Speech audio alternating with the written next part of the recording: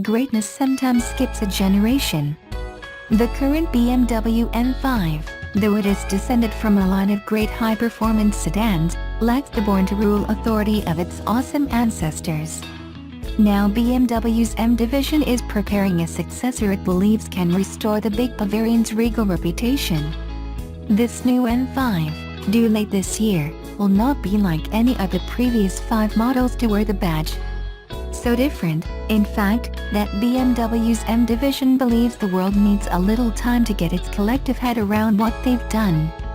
Unlike every M5 before it, this will be an all-wheel drive car and, like every M5 in history so far, it will be a rear-drive car. To explain how the new M5 works, BMW took a select group of media inside its high-security Ramos testing ground in the south of France to drive precious prototypes.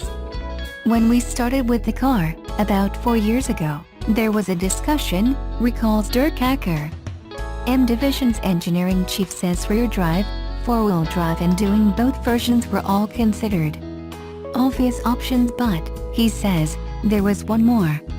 This is the other idea, the new idea, Hacker says as he points at a camouflaged car nearby. The new idea I think is a very special one. It's also simple. Basically, it's M Division's version of the BMW X-Drive tech used in all-wheel drive models such as the X5 SUV. Naturally enough it's called MX Drive. The M5 operates in all-wheel drive until the driver requests rear drive only, which disconnects drive to the front axle. This isn't going to happen by accident. The default startup mode for the new M5 is 4WD engaged and DSC, BMW's label for electronic stability control, on.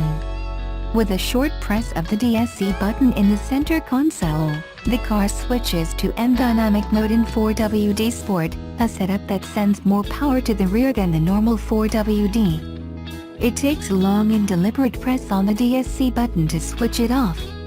Once in this mode, the car's control display allows the driver to choose from 4WD, 4WD Sport or 2WD. The last should only be selected by skilled drivers. In this mode, it's very easy to get the rear end of the M5 sliding and smoking.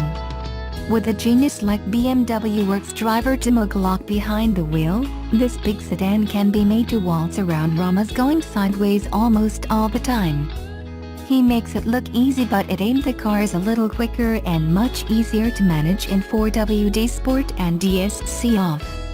This mode was designed, with the aid of expert drivers, for speed and fun on dry racetracks. And the car is great fun to whip around both the dry and wet circuits at Ramos.